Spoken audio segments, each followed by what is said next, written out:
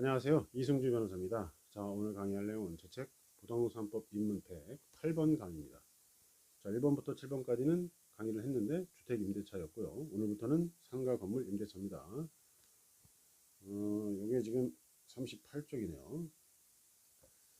상가의 보증금 또는 월세 인상 한도가 항상 5%인 것만은 아니다. 상가 임대차를 하실 때 임대인 그리고 임차인 모두 연 5% 월세 또는 보증금 증액만 가능하다 이렇게 아시는 경우가 있는데 꼭 그런 건 아니라는 거죠. 서울을 기준으로 환산보증금 9억 원을 넘어가는, 예를 들어서 환산보증금 계산했더니 10억 원이다. 자, 이러면은 연 5% 제한 규정이 적용되지 않습니다. 더 높은 퍼센트로 증액이 가능하다는 말이죠. 한번 보실게요. 그래서 상임법 상가건물 임대차 보호법에 의하면 1년 단위로 차임 또는 보증금의 연 5% 증액이 가능하다라고 적혀 있습니다. 그래서 자, 이렇게 연 5% 증액이 가능한 사안에서 매달 증액하는 건 안 되겠죠. 그래서 1년을 기준으로 한다는 말입니다. 그래서 최초 계약일로부터 1년은 지나야 되고, 또는 그 증액한 때로부터 1년이 지나야지 증액 청구를 할 수 있다라고 생각하시면 됩니다. 자, 그리고 모든 상가에 연 5% 증액 기준이 적용되느냐? 그런 건 아니라는 거죠. 아까 말씀드린 것처럼 서울을 기준으로 할 때 환산보증금 9억 원까지만 연 5%라는 요 한도 규정이 적용이 됩니다.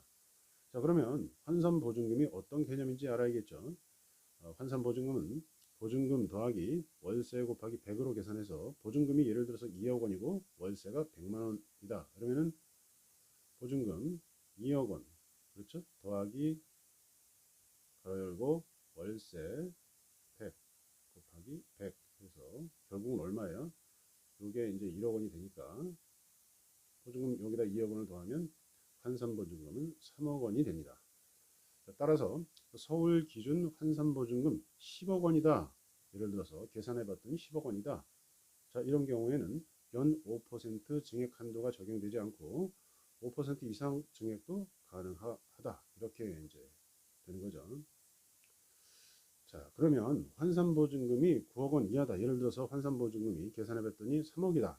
자, 이러면 무조건 연 5% 증액 한도가 적용되는지. 자, 그런 건 아니에요. 계약 기간 중을 전제한 말입니다. 이렇게 5% 증액은 5년 계약했다. 예를 들어서 그러면 1년 단위로 이렇게 5%를 증액할 수 있다. 자, 일단 이렇게 생각하시면 돼요. 5년 계약이 많지는 않지만. 자, 그런데 우리가 이제 계약 갱신을 많이 하죠. 계약 갱신 요구에 따른 계약 갱신이 많이 이루어지는데, 계약 갱신 요구권 행사죠. 자, 이것도 계약 기간 중처럼 보기 때문에 똑같이 5%가 적용이 되죠. 5년 계약보다는 계약 갱신 요구에 따른 갱신이 더 많죠. 이 경우에도 5%가 적용이 된다. 연 5%.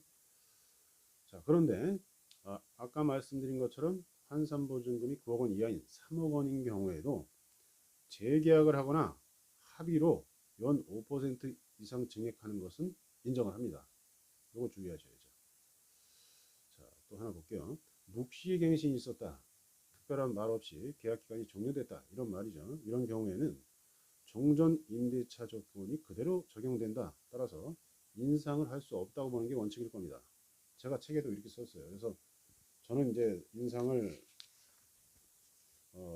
인정하지 말아야 된다라는 취지로 적어놨는데, 요거는 제가 조금 더 수정을 해야 될 것 같습니다. 지금 말씀드린 거를 잘 들으시면 될 것 같아요. 제 책에는 요거까지는 안 써놨는데, 자, 최초 계약일 또는 최종 인상일로부터 1년이 넘었다. 그런 경우에는 지금 묵시갱신이 됐다 하더라도 묵시갱신이 된 시점에 1년이 넘었다는 거예요. 최종 인상일로부터. 그런 경우에는 곧바로 증액 청구가 가능하다고 보는 게 옳을 것 같습니다.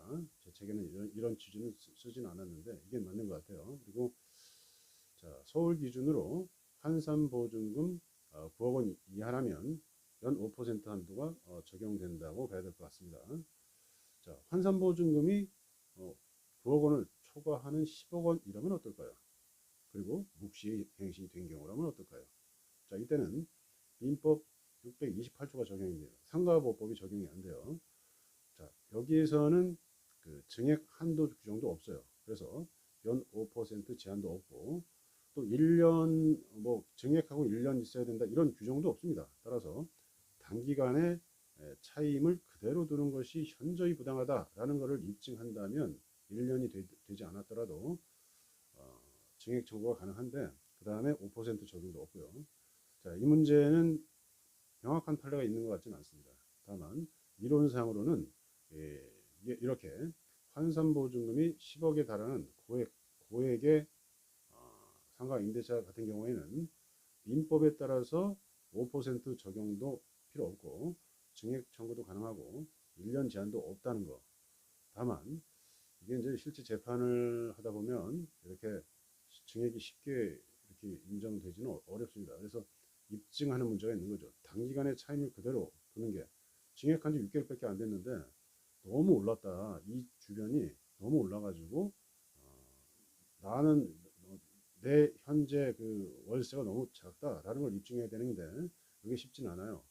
실제 그렇게 증액이 됐다 하더라도 평가사, 감정평가사들이 그렇게 평가를 해줄지도 의문이고 어쨌든 1년이 지나는 게 좀 재판할 때는 낫겠죠.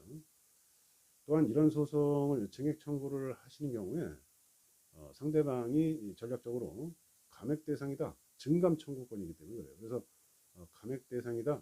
이렇게 주장하면서 저항하는 경우가 많고요. 또 감액 대상이 될 수도 있는 거예요. 평가를 해보니까 오히려 경제사정 변동에 따라서 감액 대상이다 라고 하면 이 소송을 안 하는 게 나은 걸 한 거죠.